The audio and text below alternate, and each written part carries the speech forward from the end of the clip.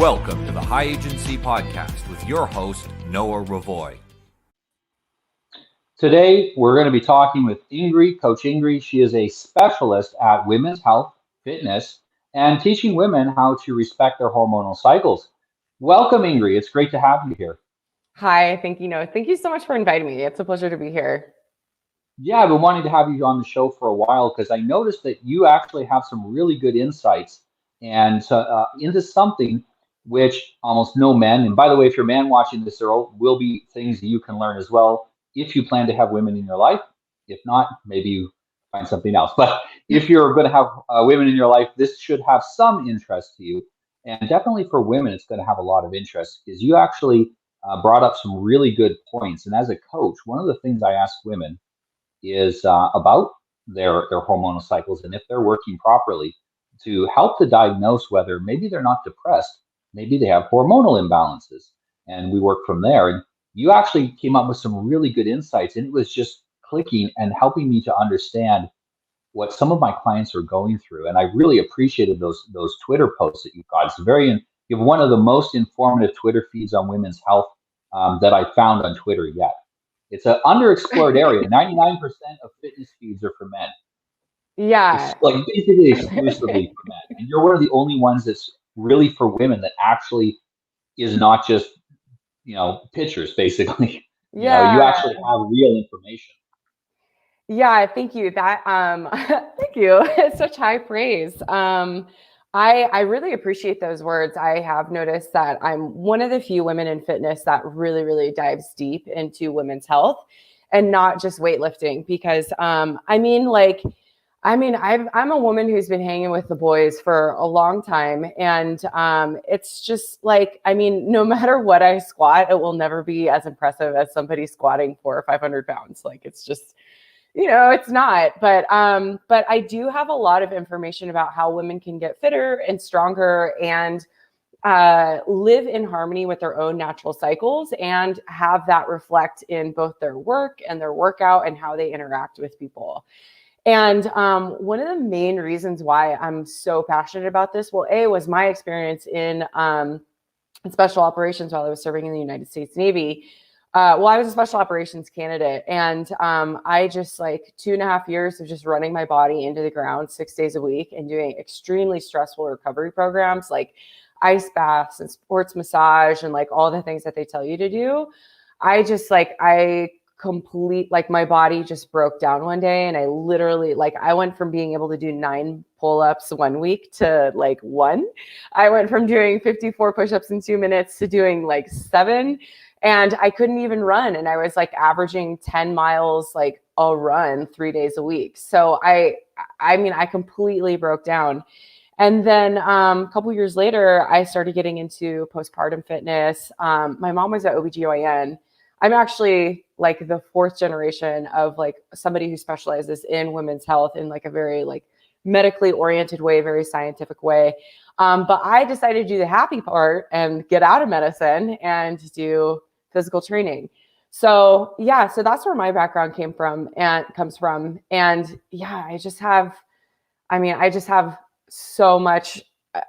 My goal is to teach people. And I appreciate that you noticed my stuff wasn't all pictures because my other goal is that I want to teach women and be an example to teen girls. So it's not, I don't think that showing my body gratuitously, it's okay to be attractive and alluring, but sexually overt is something that I definitely try to shy away from because I want teens to pick up on my work and I want parents to send their kids to my work and be like, it's okay, she's not going to throw anything gross out there, Yeah, you don't want people confusing it with someone's InstaThought feed, and it really, because you've got a lot of scientific information there. You have one of the things that you do is every week you have an opportunity for encouraging women to talk about things which women, guys joke that that's what they talk about in private, but I don't think women actually talk much about their cycles, periods, to anybody. And you encourage the women to do that. And I think that's very healthy for women because a lot of times, how do you know if something that's happening to you is normal or not normal if you never talk about it with anyone? That could be anything, but in this case, it's about women's cycles. Yeah, you actually, that's such a great point. It is a little quiet. I do have a weekly cycle talk. It's every Monday at 8 a.m. Pacific time. So it's like what, 11 on the East Coast time. And it's like what, like, 6. Oh, froze up.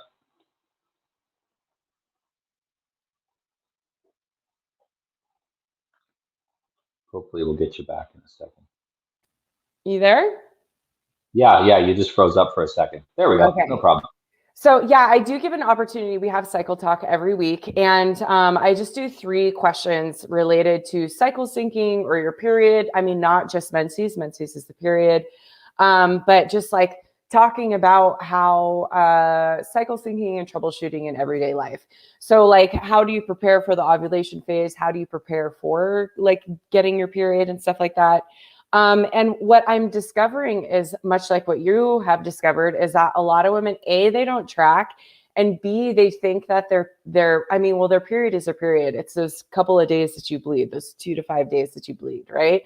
But your menstrual cycle is so much more than that. And like the menstrual cycle is just the feedback loop. And in ACOG, the American Association of Gynecology, that is the 5th vital sign. So like having a healthy period is the most obvious way we can tell the health of our bodies. And one of the things about having a healthy period, it's not just like how like menses is, like whether you have pain, whether you don't have pain, what kind of fluid is there, what are you missing, how long it is, what, all those questions. But also if you're ovulating, if you have other signs and symptoms of pretty much ovulation, because ovulation is the sign of a healthy period. If you're ovulating, you're healthy, you're fertile, everything is on track.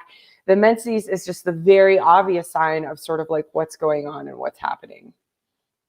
You bring up a good point. Ovulation is a sign of good health. It's what happens Mm-hmm. when your health is all taken care of. And so, even for women who aren't looking to get pregnant, it is an important indicator of their health in general. One of the things that I think has happened over the last number of years is that this propaganda that men and women are equal has been pushed out so strongly that women are starting to treat their bodies like men. There's a reason men die younger than women. It's because we treat ourselves like we push ourselves too hard, too often, too long, or abuse ourselves even, and that's so we die 5 to 8 years younger. And that's been pushed out to women now, and so a lot of women are going to extremes, either extremes in fitness or extremes in unfitness, Yeah. and a lot of that has to do too with them. There's a lot of women who don't know anything about their own reproductive health, and it's an extremely important part of our life, even if we're not going to have kids. Yeah, I absolutely.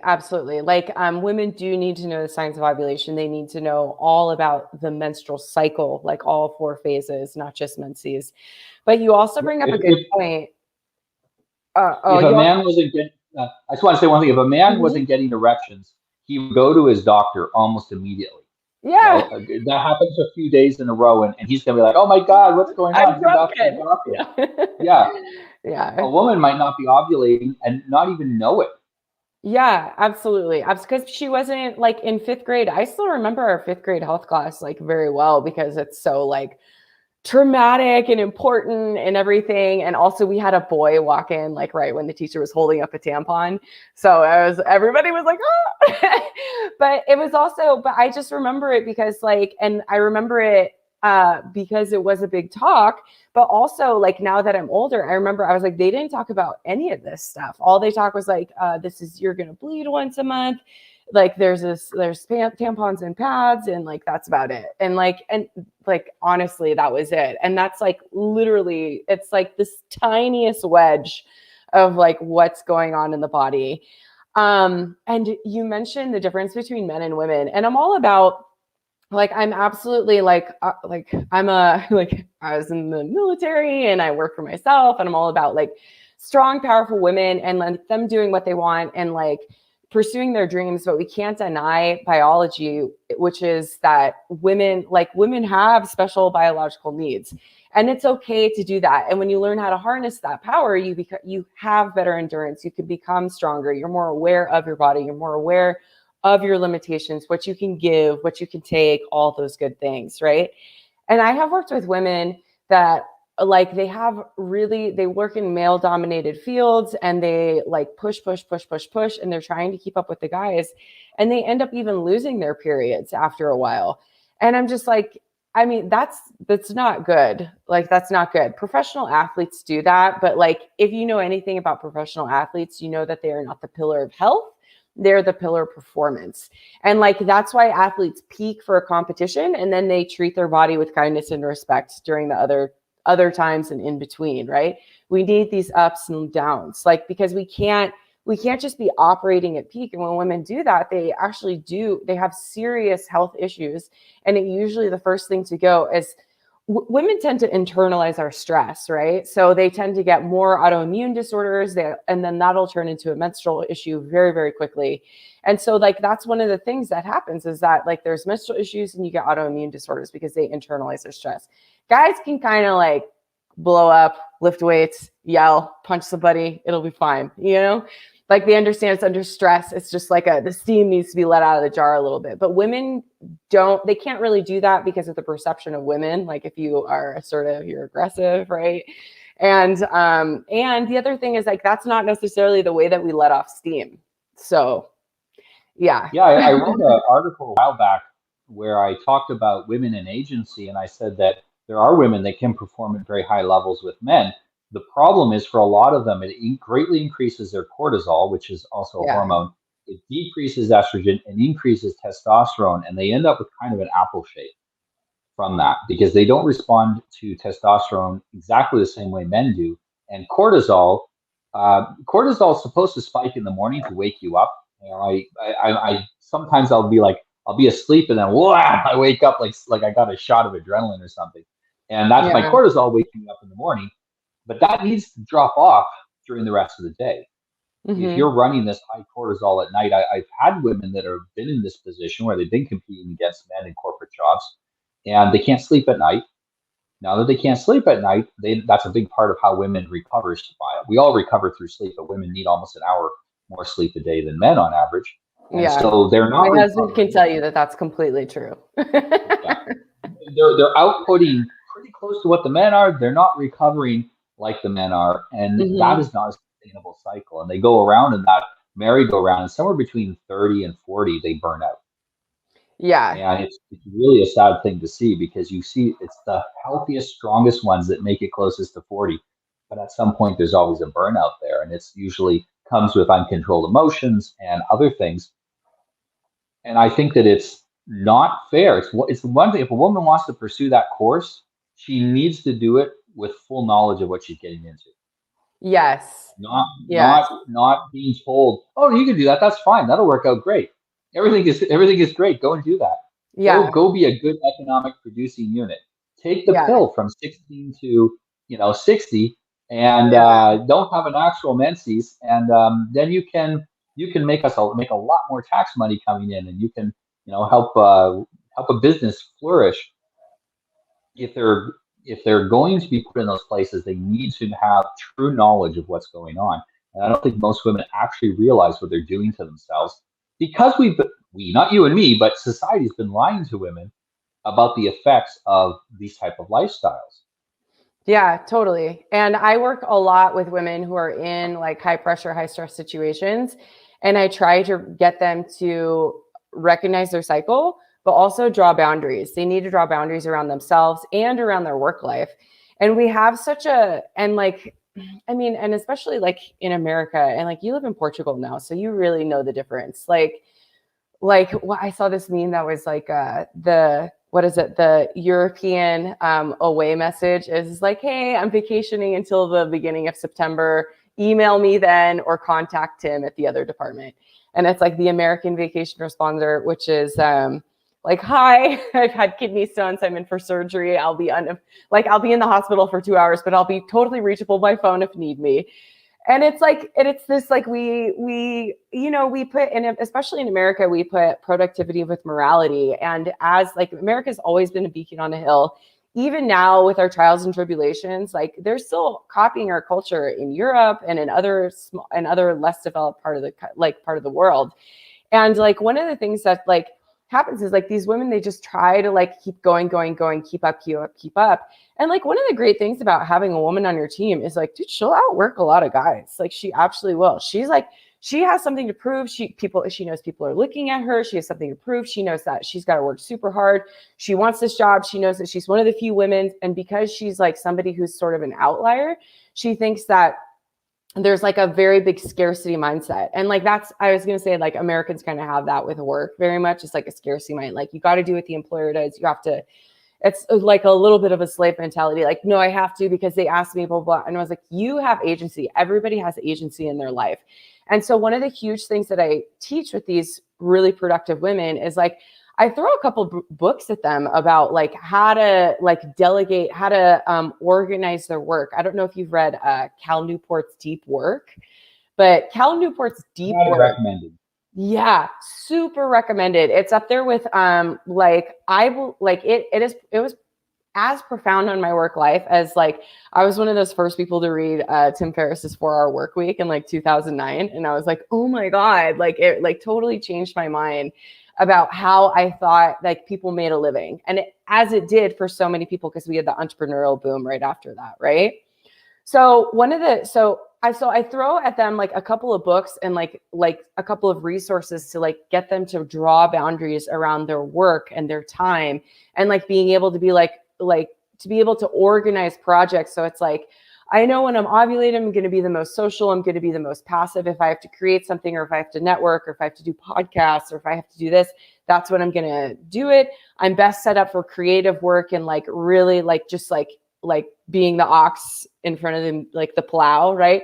She's set up for these 2 weeks on either side of ovulation. That's what she's going to work the hardest, and she actually needs less sleep. And then it's like menses, that's time for just like review, relaxation, recovery, anything right? So it's like you go back and you check like, am I still on track with this? Am I still on track with this? Okay, this needs to be changed next week. This needs to be changed over here. Okay, nap time. And like turn that phone off.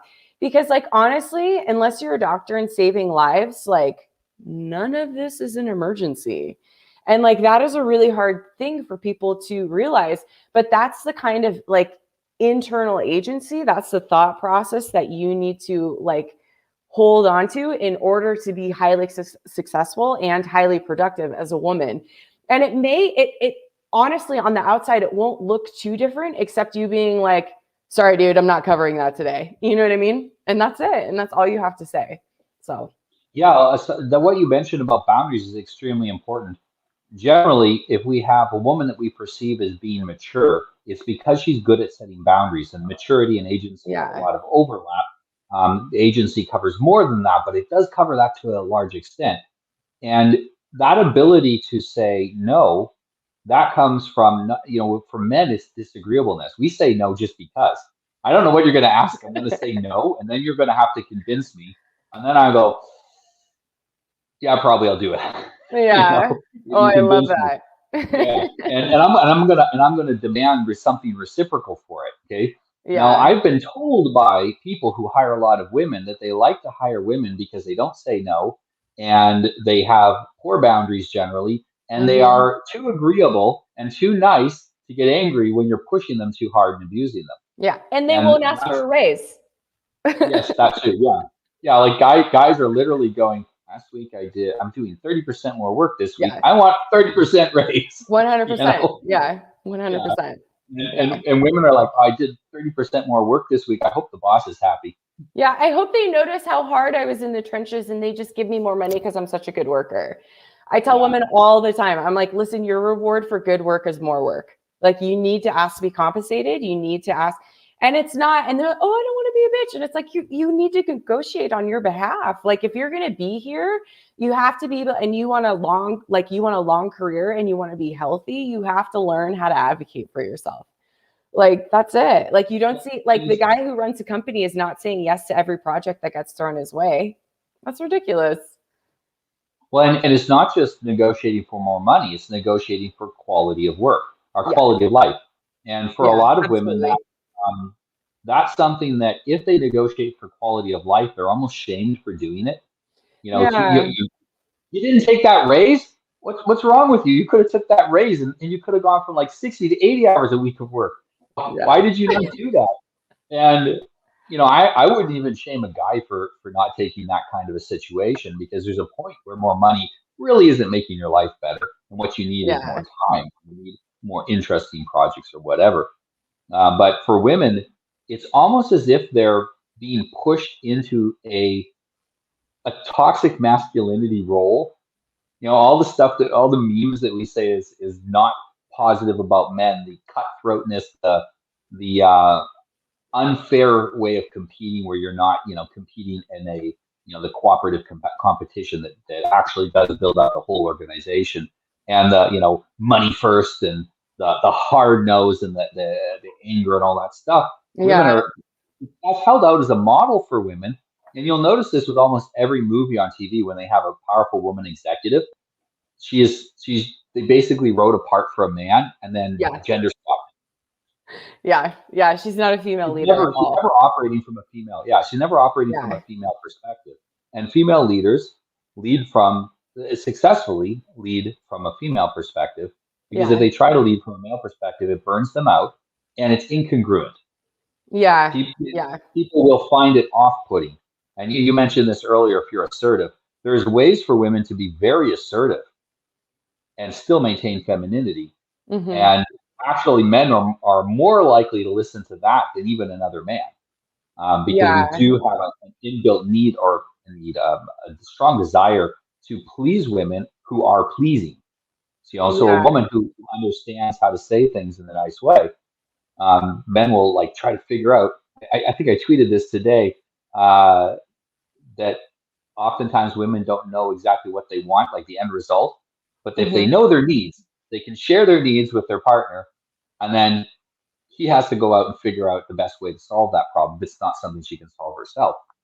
And Yes. a lot of women are very good at that. I've worked with, I really like working with older women that are very mature and have got themselves together, because they tend to go in this, the ones that stick on anything, they tend to be a little bit slow and plotty, but it Hmm. gets things done. There's not a Yeah. lot of wasted energy. They're very efficient in how they're using their energy and time. And it's really a pleasure to work with a woman like that. Yeah. Oh, that's so wonderful you say that, because like that's something that I've known about myself for the past I would say 5 years, like when I really, since I've been very, very serious about just working for myself, is that like I'm not the fastest worker, but I'm like the most methodical. I'm the most thorough. And like, cause I'm also like, I worked my tail off when I was younger, and I, like many people my age, like experienced like huge burnout, and like I got sucked into like the hustle and grind culture. And like, I'm just like, dude, like you can make a nice living without having to like work yourself to the bones 14 hours a day for like a couple of years on end. Like if you make good decisions and you work methodically and you have a place to go and you have like, your resources and stuff, like you can make it work with a lot less time in the saddle, as long as you consistently show up. And like, yeah, you're right. I was going to say, like, my favorite group of clients to work with is always like my menopause clients, always 55 plus, because like, I mean, nobody that I work with, like I have a very specific set of skills, and the women that work with me usually are women who can afford personal training, or married to men who can afford personal training. And both of those women, both of those archetypes of women, play a really important role in leadership. And then also, and just like they have to be a strong character in who they are. It's not just women who just flippantly spend money.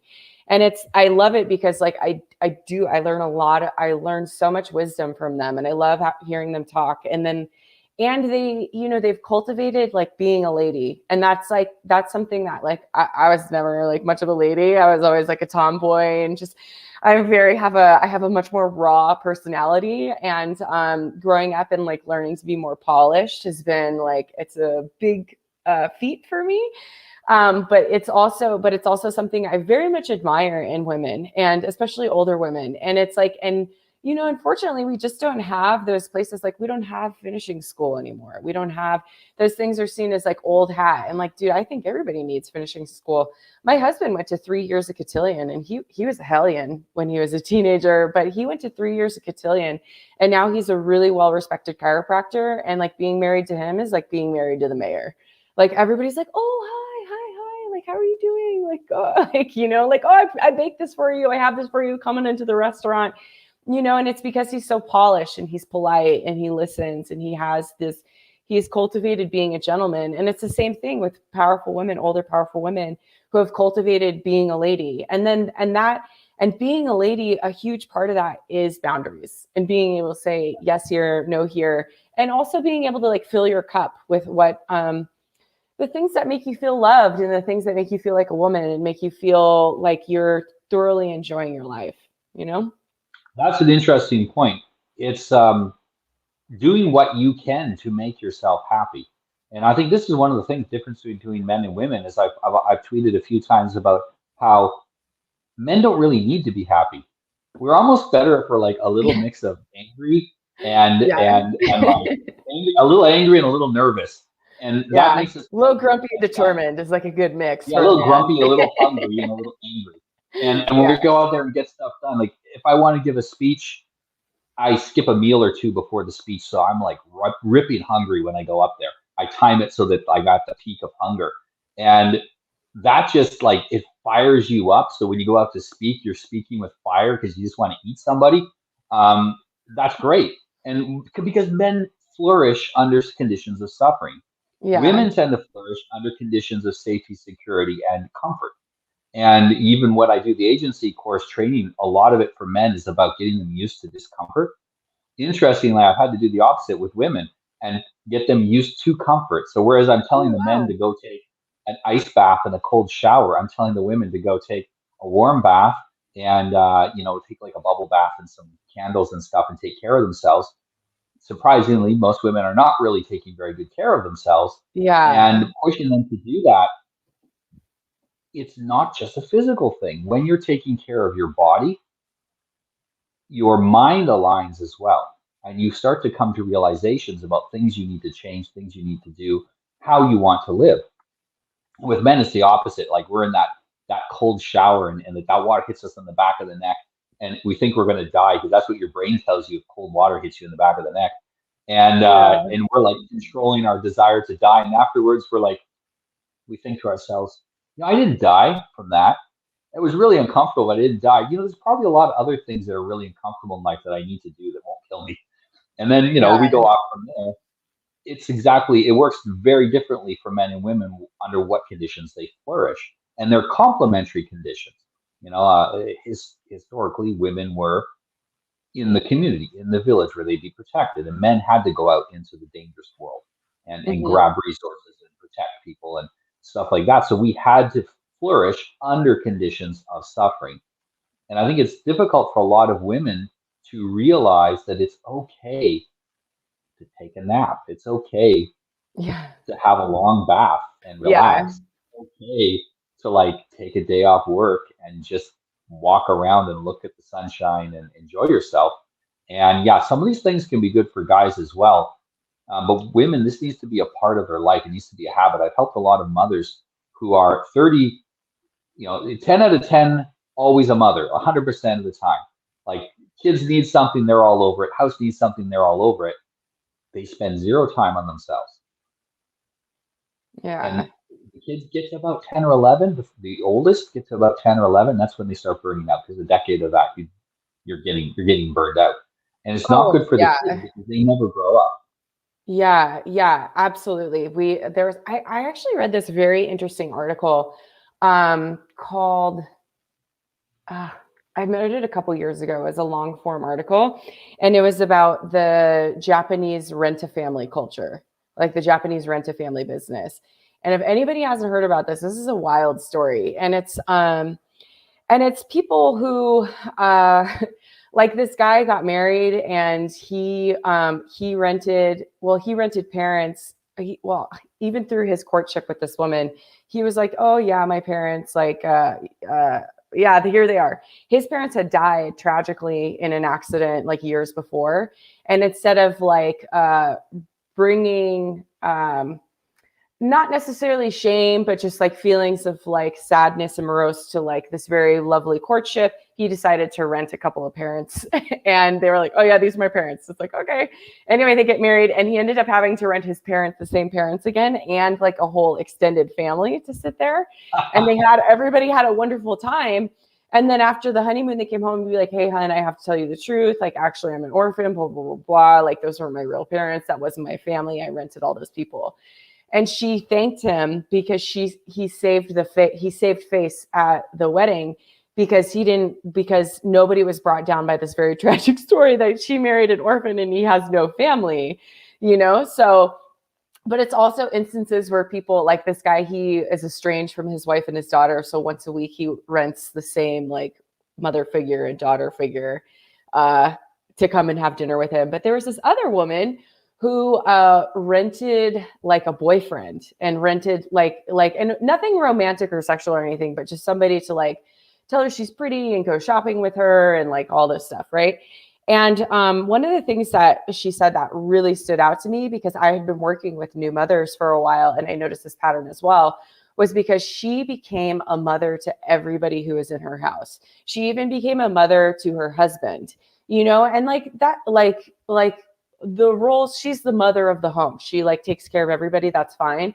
But like women, yeah, they often forget how to be a lover. They forget how to be like an independent woman with her own interests in like crafting or reading or whatever it is. They forget all of these roles that they have. Like you can't pigeonhole yourself in just like the motherhood role. Like, because then like after your children leave, you become that mother who just like shows up and it's like, okay, who's having babies now? Like we got to be well, and also yeah. women used to have, they would have more kids, but they'd have 6, 8 surviving children. Yeah. And so that mother energy was dispersed over 8 kids. When you only Yeah. have 1 or 2, now you have that focused and concentrated on those kids. My great grandmother, she was one of 16 kids in her family. Yeah. And one tragically died of scarlet fever one winter, which traumatized them all. But the 15 surviving ones, what she said to me was, my mother only really had time for intense care until you were the baby. And then as soon as there was another baby after you, you were okay. When the third one came along after that, now you were grown up. If you're a girl, you'd go and live in the girls' room. And if you're a boy, you'd live in the barn because they had a very small house. And so all the boys would bunk up in the barn. And people say, "Oh, that's terrible. That's child abuse." I talk to them all and they love it. They're like, "Yeah, man, we were like 7. I'm like 7. And I'm living out in a barn and riding horses, and I'm responsible for myself." And they were completely for themselves. And my great grandmother, she also had all of her sisters. She was from like a family of 14 or 15, and so she had her sisters and sisters-in-law, and they would cooperate together to look after the kids. Now, one of the reasons that women are under so much stress today is, yes, they have less children, but they're also alone. No women around to take care of them. Yes. And even more than that, a lot of women are married to what is functionally a little boy. They have they have males, grown adults of the masculine variety, but they're not fully men. And these guys, they tell their wife every negative thing that happens to them. They complain about everything. They want her to kiss every boo-boo. They act like a child instead of sheltering her from some of that negativity. And I'm always telling my male clients, especially, don't black pill your woman. Like, don't tell her every negative thing that happens and they read in the newspaper and that you see on Twitter. Shelter her a bit from that. That is not healthy for you to dump that on her emotionally. Those are your problems. Deal with them. And only with that kind of support were women able to get through. Like, if you think what a woman with 16 kids goes through, and then a modern woman, and no appliances. And my great grandmother said to me that she's pretty sure her mom had less housework to do than your average woman today. Oh. My mom had so much free time. Her big problem was so much free time and what to do with it all. That was their big problem, because they all cooperated together. You have 2 women together would look after all the kids for one day, like the 30 or 40 or 50 kids at once. And they would make a huge pot of stew, and all the kids would eat on the picnic tables, eat all the stew. And tomorrow I'm going to be at the other aunt's house. And the kids would run around together in a group and looking after each other. And the mothers actually had a lot of free time, and they spent it with their family, with other ladies. They could have nice intellectual discussions because they were particularly well read and intellectual family, which is Yeah. unusual to be intellectual with that many kids. But it was something that women are lacking today. They're stuck in the suburbs at home. They don't know their neighbors. There's no, especially during COVID, there's no sharing. You don't go into anyone's house. And I think this has been really, really hard on women. And even women who are working, they have been cut off too in ways that we haven't seen Yeah. before. You mentioned that during some parts of the cycle, you're extremely gregarious. You know, Yeah. and during those, you need to get out and talk to people. Yeah. There's other times you don't want to do that, but it becomes a need. And was wondering, one of the things I was wondering if you could do is just give a little bit of an overview of what that cycle is, that basically 4-week cycle, how that works, and what are the gregarious parts of the cycle, what are the parts you should rest more, and what are the parts where you should take advantage of your activity. Yeah. So, okay. So okay. So we put it in like dyads, right? So there's active and passive, and then there's social and withdrawn. Okay. And so each one of these phases is a mix of either social or active, or passive or withdrawn. So we have, so we'll start from the beginning of the cycle. Day one, remember, so if you hear the term 28-day cycle, day one is the first day of the period. And that first half is the whole follicular phase. That's when hormones are going up. Estrogen, testosterone is going up. Those are sort of like the anabolic hormones. And things are getting better until ovulation, right? So we have menses. In that portion, we have menses and pre-ovulation. So menses is a very withdrawn and passive time. This is the time for rest, reflection, for just staying within your own and taking care of yourself and sort of preparing yourself for the upcoming cycle. And like while most women will only typically bleed like 2 to 5 days, it'll like this particular, if we think about a 28-day cycle, it'll be a 7-day portion. It'll be 1/4 of it, right? So that's like the menses part. Even right after the period, this is still a time where we have like a little bit of an augmented weightlifting program. And we're just sort of like taking easy and preparing and just doing some maintenance and doing rest and recovery. The second quarter is the pre-ovulation, and this is active and social. Okay, so it's akin to spring. We're coming out. We've got a lot of energy. We want to do a bunch of things. This is actually the most, this is the season that it's like we're the most in tune with like the male expectations of the world, where we're all about like talking in groups and talking with people, working. We're like full steam ahead, hard charge, right? And and that's a really great time. Women typically need a little bit less sleep during that time. We need, as opposed to menses, we need a lot of sleep, right? So pre-ovulation, a little less sleep. And then we get to ovulation, which is passive but social. So these are the times where you sort of just want to bask in the love that's the full moon. You know, it's summer, everything's going. We want to just we're in the most in tune with like the light mother, as opposed to like the dark mother, which is menses, right? We're the light, loving mother. This is a good time for building crafts, being creative, baking cookies, just cooking and making sure that we've got meal prep going and all those good things. So we're just sort of, this is a good time to be social, to network, to communicate with people. Also, if you need to have hard conversations, this is a really fantastic time. And since this is a grown-up podcast, I can mention that this is also the time that women have the highest libido and want the most amount of boisterous sex. So, and this is right. And this is the peak estrogen and peak testosterone. And so we use that ovulation, that passive but social time to just really bask in all of our relationships and creativity. And then after that, you have the premenstrual period, the premenstrual phase, which is the most famous of them all, because that's when people go crazy, right? But actually, this is just an active but withdrawn phase. Think about that. It's active, but it's withdrawn. So this is the time that women are just typically just best left alone to just finish up things. Think about you're about to leave on a week-long vacation, and it's that Friday, you're leaving Saturday morning and it's Friday. And you think about that you've had to prepare all of your work and you still have to go home and pack. And like, as you're packing, you're kind of remembering like, oh shoot, that needs to get sent out and that needs to get, and there needs to be a vacation responder and I have to get my DAP kit. Right. So think about, it's that energy of like getting things done, trying to focus, but it's lasting for a week. And that's why women get a little bit irritable, right? Is that like, frankly, we just sort of just need to be left alone with our projects. Like group projects are not a good thing right now.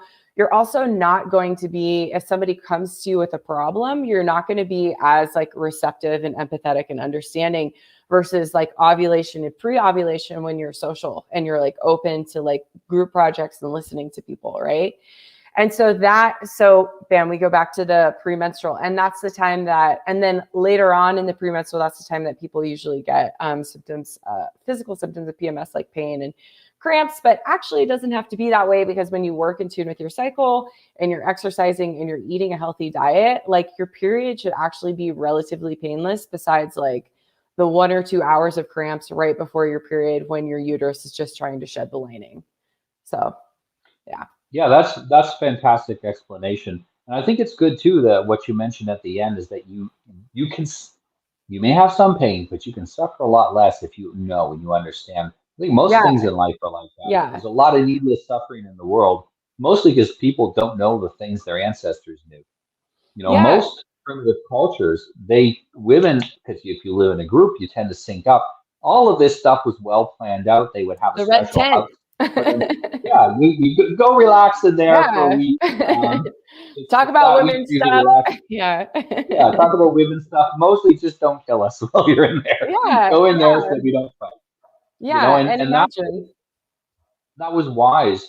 And we don't put a lot of effort and thinking anymore into that. We basically want women to behave as if they were men. Yeah. And that's really a big takeaway, I think, from this is that you're not a man. You need different things. And Ingrid can help you figure out exactly what it is you need. Definitely contact her if you're looking to get yourself in better shape, and especially if you have questions about your cycle and about women's health. Now, one of the things that I think is kind of unusual that I've recommended to a lot of men is to get a cycle tracker app on their phone and track their woman's cycle for a few months. Yes. And what we mentioned before about the good times to go and bring up hard discussions, Yeah. and and figuring out when she's going to be more interested in more interesting sex and that kind of stuff. And when I mention it, most guys screw up their face and like you, I don't want to think about that stuff. It's like Grow you're up. missing out. You don't understand your woman cycles. And now I don't track my wife. I just kind of like in the back of my head I remember. And I'm like, okay, I know next week's going to be fun, and then the week after, I'm going to have we have any hard discussions we got to have, and like Yeah. you can kind of plan this stuff out. It is unwise to live with a person and not understand their basic biology. Yeah. Totally. Imagine buying a dog and Absolutely. saying, "Look, I've had cats all my life. A dog has 4 legs, just like a cat. It's got to be the same thing, right?" And then treating Yeah. the dog like a cat and expecting to get a good result. Yeah. We have to treat our wife like a woman. She's a woman. She's not a man. And that's really missing out that entire concept from a lot of men, and it almost seems backwards. And I don't think it's been like that throughout history. um, I No. remember talking to my Yeah. ancestors that they gave their wife a lot more space. Nowadays with the absolute nuclear family, we live on top of each other and Yeah. we're constantly in each other's hair. And what I try to do with my wife is I give her a load of space. I got a bunch of guy friends. We go out, we do stuff. And when she needs to be left alone, I'll even take the kids out and because I got 3 boys, so we'll take all the boys out. We'll go out with my friends and we'll do something, even though they're little babies, but they like to get out with older guys. We'll go Oh out and do yeah. something and leaving her alone for 2 or 3 hours. And I come back and I can see that she's like reset. She's feeling refreshed. She's like, oh, thank God I needed that time alone. And I wonder if some women that think that they're introverts, it's simply because that phase is so intense. And then from that phase, they start thinking that they're an introvert and Yeah. not realizing that they are an introvert until they're an extrovert later on in the month. Oh, absolutely. Absolutely. And then also being able to recover from like some periods are different than others. And like sometimes you just have a period that just like knocks you on your butt and you're just like sleeping and tired and like a very short fuse and just like you want to be left alone. And then to have to recover from like when I would have periods like that, like well, first off, I like didn't even realize it was like with my cycle. And but it was also it took forever to recover and it felt like right when I was getting in the groove I was just like came back down again. And like that's when like women that's like women we get diagnosed with like bipolar and anxiety and stuff like that. I'm like, are any of these broads tracking their cycle? Like did any of them know how to work with it? Like what's going on? Like, and then they just keep on getting ads for ice cream, you know what I mean? I'm like, okay, like let's have a Right. little discussion here. Yeah. So You bring up a really important point, and I think this tracks out for women. I'll talk about another time about how it tracks out for men. I think mental illness is way overdiagnosed, and a lot totally. of what people are suffering with is hormone imbalances and poor diet, poor exercise, poor lifestyle in general. Not enough sunshine, not enough, not enough. I mean, if you're unhappy because everything you do is unhappy, then Yeah. of course you're going to be unhappy. You know, people live in a pod, they work in a job they hate, and they don't take care of themselves, and the food they eat is disgusting. Eventually, if you don't become unhappy in that situation, that's the miracle. And Yeah. for women, for front line, always when you come in and say you're depressed or you're anxious or whatever to the doctor, should be hormone testing. Yeah. That's my personal belief. For men, it should be as well.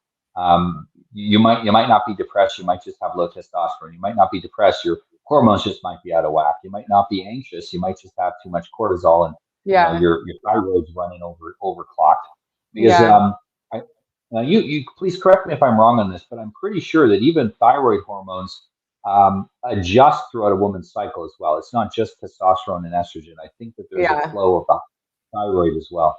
Yeah. Yeah, so all of that will be different. And even then, I've talked to now my doctors are one of the best in the countries for hormones. He's the top TRT doctor in the country, and I asked him about this. I said, if my wife comes in and gets her hormones tested, do you need to know what time of the month it is? And he's like, he understood that. That was my test to know if he could treat women properly. But I've had other doctors say, oh, it doesn't really matter. They just do the test and look at the numbers. It can't be that different. Oh man. Yeah, Yeah. I mean, so just because someone is a PhD in medicine doesn't mean that they know everything that there is about the human body. And some people, they just want to run tests and get paid to run tests and interpret them and tell you you're fine. Yeah. Go home. Yeah. And Give you a prescription, send you home. I know I can't even get into, I don't even want to touch the doctor subjects because we only have 1 hour anyway.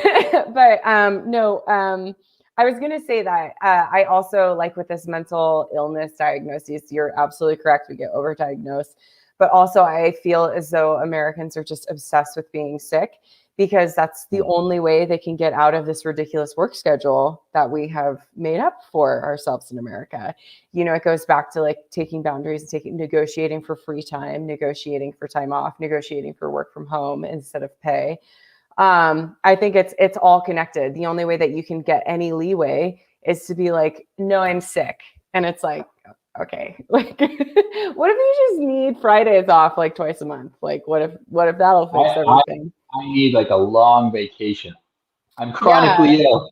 Yeah, dude, this Yeah, 2 weeks I is have like ridiculous. fibromyalgia. Let me off work. Yeah, well, Yeah. you mentioned it is about the boundaries I think from what I can tell, the reports that I'm getting, COVID has actually changed people's opinions about that a little bit. It's Yeah. been a global Good. health scare, and people are thinking more about their health. Every man that I know is in better shape today than he was a month ago or 6 months ago. Like every man that Good. I know personally, we're all getting in better shape. We're taking better care of ourselves. A lot of women as well are getting in shape, sometimes for the first time in their lives, sometimes for the first time since they were young, since they were like, in their teens and 20s. And I think we're going to see a bifurcation. There's the people that kind of give up, and then there's the people that say, no, I'm going to take control of this. Those are the people with higher agency. They're going to take control of their life and they're going to go places but we need help from people who know what they're doing. Making the decision to be healthy is the first step. The second step is getting the right help. And I recommend, if you're watching, Ingri's contacts are in the notes below the videos. Have a look in there. You can also look her up as Coach Ingri on Twitter. It's also the link to her Twitter feed is in the notes here. Yeah, I'm Thank Ingri you very Pauline much. everywhere. Oh, Ingri Pauline, I wanted yes. to say, since you do have a large male audience, I have written an ebook called Cycle Fundamentals that is teen friendly. And so I made it because many men reached out to me and thanked me for my work, that they were taking their daughters to the gym and they were trying to like, just in case you're on your period, we can like, and I was like, oh, it made me cry, because it's like these men taking their daughters and like working out with them and trying, like making a huge effort to understand their daughters better. It always gives me goosebumps, makes me tear up. Bless you, men. I wrote something for you that you can give to either your wives and your daughters, because I know that we don't want to give our teen girls stuff that is laden with like a bunch of sex and talks about stuff. So I made something that a guide that is everything that they didn't teach you in health class, much more depth than what I talked about here on this podcast. So if we can teach our women younger about their bodies and like how to work with their cycles and how to just like be better performing women, then I think that the next generation will be a lot better off in taking care of their health. So it's called Cycle Fundamentals. You can get on Gumroad. You can go to my website. There's a click through to the link there. It's super fantastic. Your wife will benefit from it. You will benefit from it. And your teen daughter will absolutely benefit from it.